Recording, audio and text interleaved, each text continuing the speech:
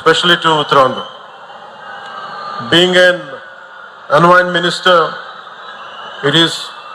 I'm glad to note that with the help of modern technology, the AMNS is committed to have a limited carbon footprint. I'm grateful to you. The Executive Chairman, ArcelorMittal, Sri Lakshmi Mittal ji, and the Chairman, AMNS India, Sri Aditya Mittal ji, and CEO AMNS India, Sri Dilip Women ji.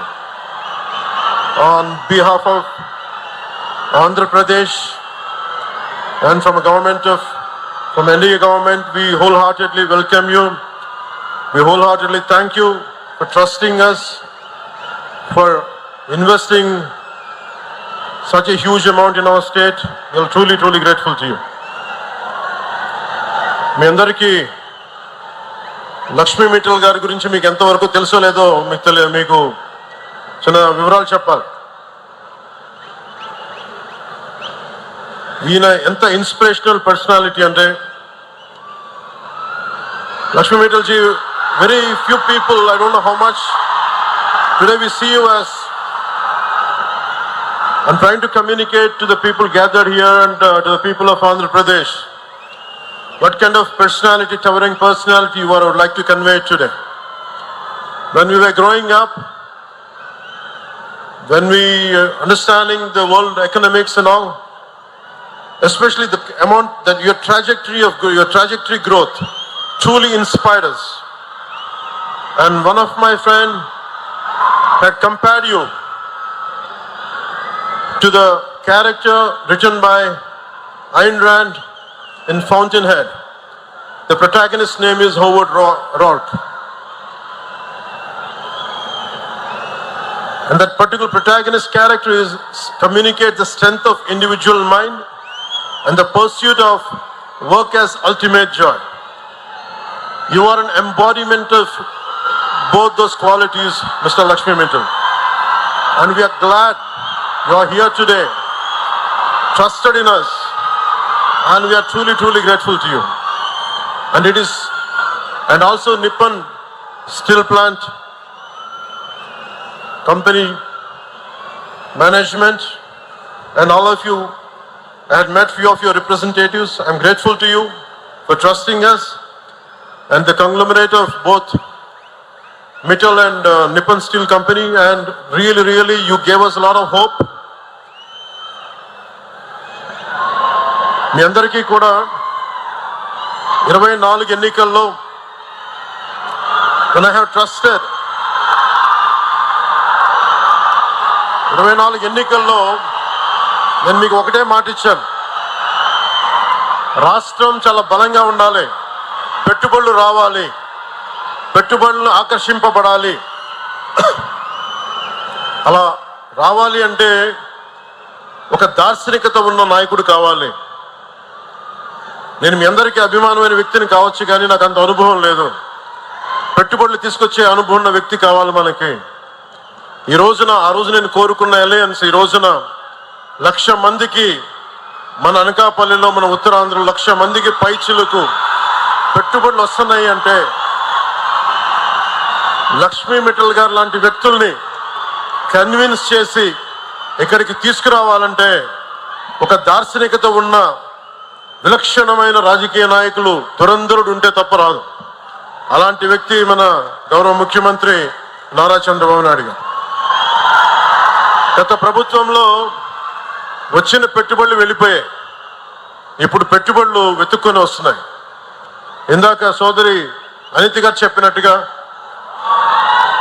25% పెట్టుబడులు, భారతదేశంలో వచ్చే పెట్టుబడులు ఆంధ్రప్రదేశ్కి వస్తున్నాయి. అలాగే మొన్న కేంద్ర హోంశాఖ మంత్రి అమిత్ షా గారిని కలిసినప్పుడు ఆయన కూడా ఇదే మాట చెప్పారు, Andhra Pradesh is attracting great investments when compared to rest of the states. The only reason is the experience and the vision of Honorable CM Sri Nara Chandrababu Naidu garu. A big round of applause for him, for his leadership, for guiding all of us for a stable and strong Andhra Pradesh. ArcelorMittal Nippon Steel India ఆధ్వర్యంలో 2 దశల్లో మన నక్కపల్లి మండలం పరిధిలో నిర్మిస్తున్న ఈ steel plant దేశంలోనే అతిపెద్ద greenfield integrated steel plant. 8.2 million టన్నుల స్టీల్ ఉత్పత్తి సామర్థ్యంతో ఇందాక చెప్పినట్టు 1,00,000 మంది ప్రత్యక్షంగా పరోక్షంగా ఉద్యోగ ఉపాధి అవకాశాలు కల్పించనుంది. దేశంలో అత్యాధునిక సాంకేతికతో ఏర్పాటు కానున్న తొలి గ్రీన్ఫీల్డ్ స్టీల్ ప్లాంట్ ఇది అత్యంత పరిమితమైన స్థాయిలో కాలుష్య వ్యర్థాలను విడుదల చేసే ఉక్కు పరిశ్రమగా కూడా ఇది నిలవనుంది. చాలా మందికి ఒక పరిశ్రమ వస్తుందంటే కాలుష్యాలు తక్కువ వచ్చేలాగా, తక్కువ వ్యర్థాలు ఉండేలాగా ఆర్సిలర్ నిప్పన్ స్టీల్ ప్లాంట్ తాలూకు అప్రోచ్ చాలా అద్భుతంగా ఉంది. నా ఎప్పుడు భయం, పరిశ్రమలు వచ్చినప్పుడు వ్యర్థాలు తగ్గాలనే నా కోరిక. ఆ కోరికని ఈ విధంగా మన ఆర్సిలర్ నిప్పన్ స్టీల్ ప్లాంట్ తీరుస్తున్నందుకు మనస్ఫూర్తిగా వారికి నా ధన్యవాదాలు తెలియజేస్తాను. ఒక్కసారి నేను 2014 నుంచి 19 అనంతపురం, రాయలసీమ ప్రత్యేకించి వెనుకబడ్డ ప్రాంతం, ఒక్క కియా పరిశ్రమ రాగానే తీరుతెన్నులు మారిపోయినాయి, ఉపాధి మారిపోయింది, ఉద్యోగ అవకాశాలు మారిపోయినాయి, ల్యాండ్స్కి రేట్లు వచ్చినాయి. ఒక్క పరిశ్రమ వస్తే ఎన్ని మారిపోతాయో మనం ప్రత్యక్షంగా అనంతపురంలో చూసాం. అలాంటిది 1,30,000 కోట్లతోటి ఈరోజు ఈ స్టీల్ ప్లాంట్ వస్తే మనందరి దిశ దశ భవిష్యత్తు ఎంత మారుద్దో మనందరం ఒకసారి తెలుసుకోవాలి.